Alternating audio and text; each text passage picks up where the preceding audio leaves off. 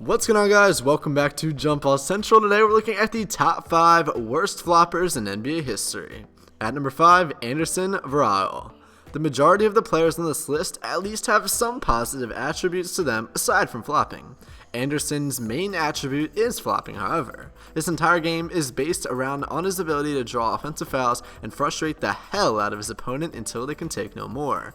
Varejão has become one of the most despised players in the league outside of Cleveland because of his tendency to fall at the slightest sign of contact, and because of just how much of a part of his game that he has made it out to be. His worst instance of flopping is when he got thrown by someone nearly half a foot shorter.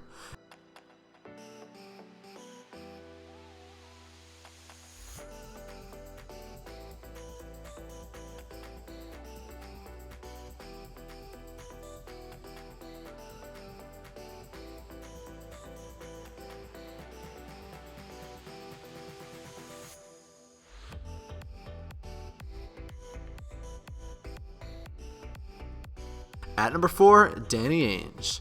One of the first players ever to bring about flopping to the game of basketball, enforcer Danny Ainge brought more to the Boston Celtics of the 1980s than just hard-nosed defense. Ainge was notorious for complaining to referees when flops weren't called for him, and he was the predecessor of flopping before Bill Lambert even thought of bringing it up. The flopping trend in Boston lives on through the original flopper in Ainge. At number 3, Bill Lambert. One of the first NBA players to revolutionize the practice of flopping, former Detroit Pistons enforcer Bill Lambert gave everyone outside of Detroit just another reason to hate him.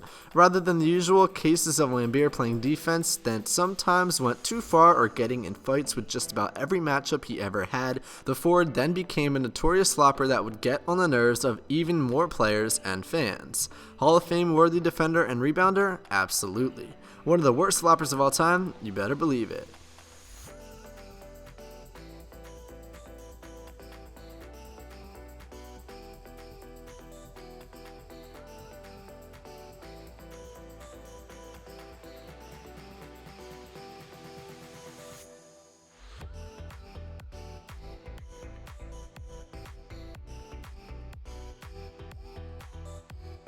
At number 2, Vlade Divac.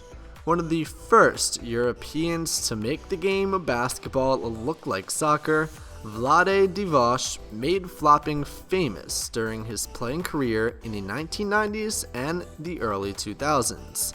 The Serbian-born power forward and center would flop at the slightest sign of contact and made life a nightmare for centers around the league, as he would utilize his greatest strength by falling once the bigger player attempted to post up.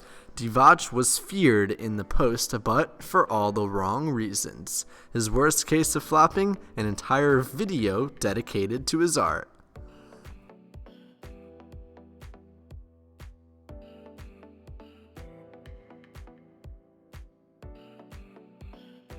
And at number 1, Manu Ginobili.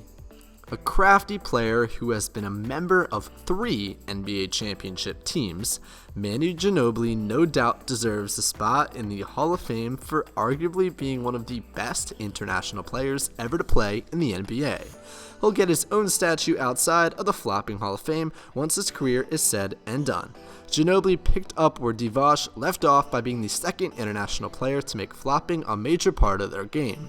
Manu takes it to a whole other level, however, as he seemingly flops at every single sign of contact. It gets on a lot of players' nerves and made it even worse considering that he nearly gets away with it every single time.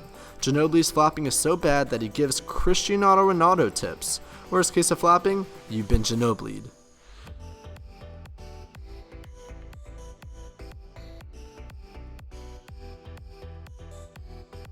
And for an honorable mention, we have the worst flop by far.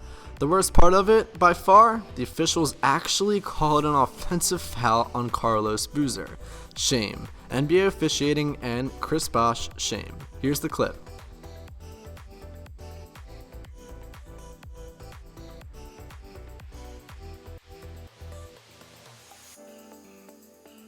Alright guys, well thank you for watching this video of Jump Ball Central. If you enjoyed, do me a favor and hit that like button, subscribe, comment down below who's the worst flopper in the league, and I'll see you guys next time. Stay safe, have a great day.